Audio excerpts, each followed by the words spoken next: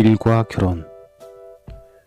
고등교육을 받은 여성은 연애 상대를 구하기가 점점 어려워진다.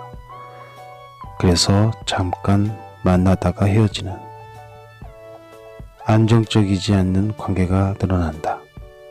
성해방 관점에서는 진보라고 볼 수도 있는 현상이지만 나는 그렇게 생각하지 않는다. 오히려 여성에게도 바람직한 일이 아니라고 생각한다. 안정적인 남녀 관계는 남성이나 여성 모두에게 매우 중요하다. 퓨 리서치 센터가 19살부터 35살까지의 여성을 대상으로 조사한 결과 성공적인 결혼이 인생에서 가장 중요한 요인 중 하나라고 응답한 여성의 비율은 1997년 28%에서 2012년 37%로 증가했다. 30% 이상 증가한 셈이다. 한편 결혼이 중요하다고 꼽은 남성 비율은 35%에서 29%로 17%가량 감소했다. 이 기간에 19살 이상 기혼자 비율은 꾸준히 감소했다. 1960년에는 거의 4분의 3이었지만 지금은 절반으로 줄었다. 그리고 31살부터 60살까지 한 번도 결혼하지 않는 성인 중 결혼을 원하지 않는다고 대답한 비율은 남성이 여성보다 3배 이상 높다. 일이 사랑이나 가족보다 중요하다는 생각은 도대체 어디서 나온 걸까? 대형 로펌에서 주당 80시간씩 일하며 고액 연봉을 받으면 인생의 중요한 것들을 희생할 만한 가치가 있는 걸까? 가치가 있다면 그 이유는 무엇인가? 어떤 대가를 치르더라도 승리를 바라는 극도 경쟁적인 사람은 소수에 불과하다. 또 일할 때 재미를 느끼는 사람도 소수에 불과하다. 대부분의 사람은 그렇지 않다.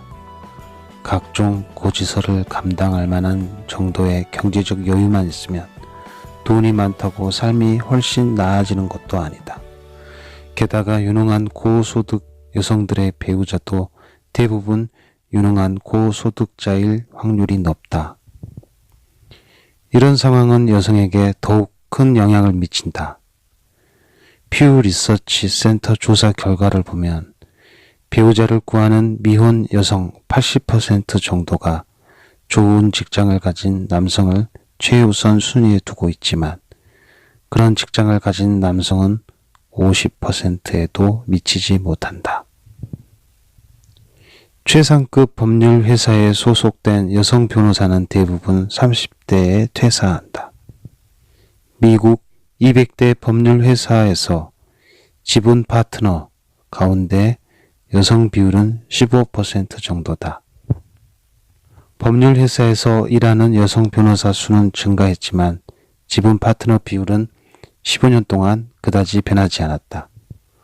법률 회사가 여성의 성공을 막았기 때문이 아니다.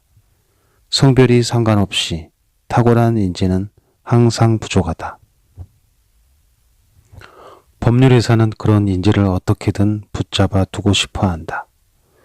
여성이 법률회사를 떠나는 가장 큰 이유는 일과 삶의 균형을 원하기 때문이다.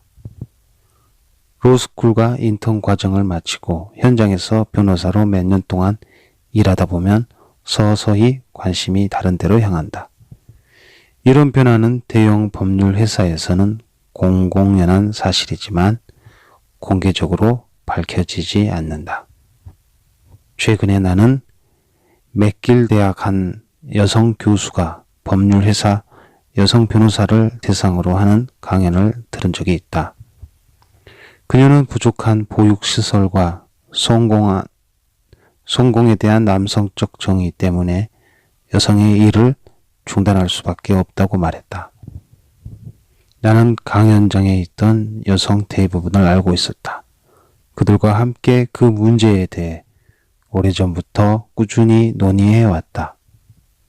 그들에게 여성 교수가 언급한 조건들은 전혀 문제가 되지 않았다. 그들은 경제적 여유가 있는 사람들이었다. 그들은 가사 도우미와 베이비시터를 고용한다. 그 밖에 가정 운영에 필요한 것들을 이미 외부에서 조달하고 있다. 성공을 결정하는 시장의 판단이지 함께 일하는 남성이 아니라는 걸 그들도 분명히 알았다.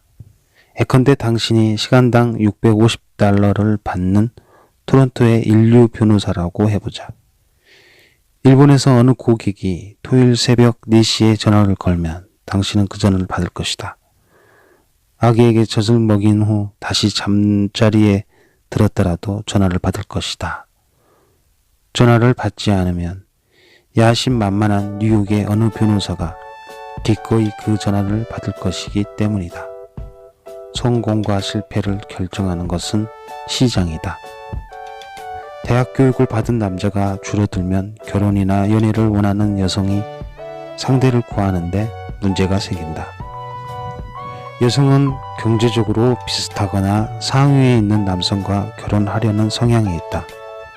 이런 성향은 어떤 문화권에서나 똑같다. 그런데 퓨 리서치 센터 조사 결과를 보면 남성은 다르다.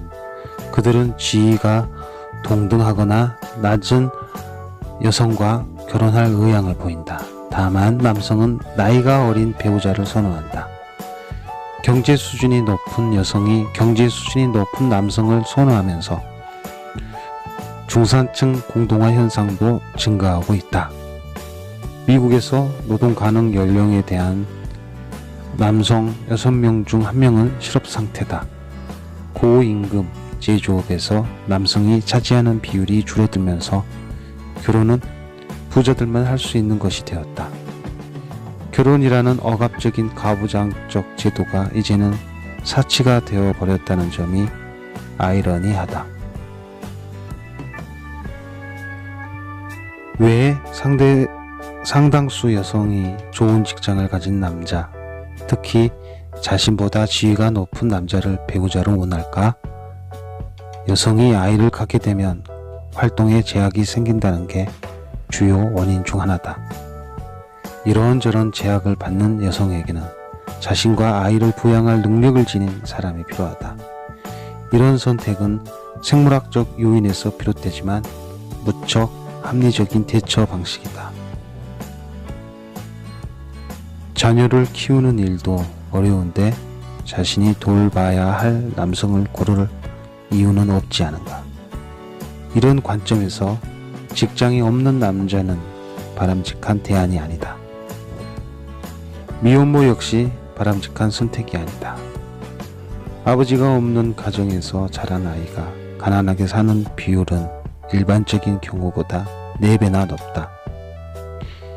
이 말은 그런 아이 엄마도 가난에서 벗어나기 어렵다는 뜻이다.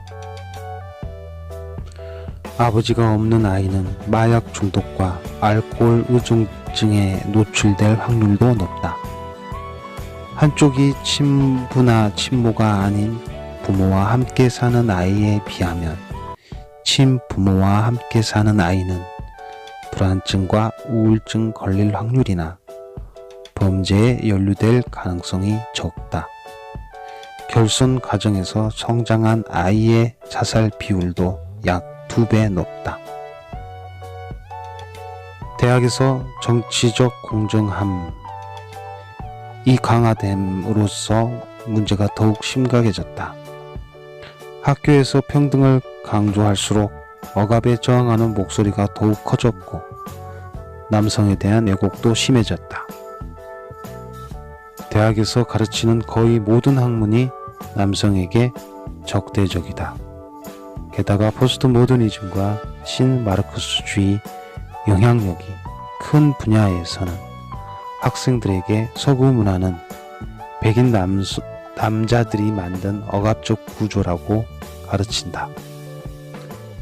여성과 그 밖의 집단을 지배하고 배척할 목적으로 만든 것이며 오로지 지배와 배척을 통해 성공적 지위를 얻었다고 주장한다.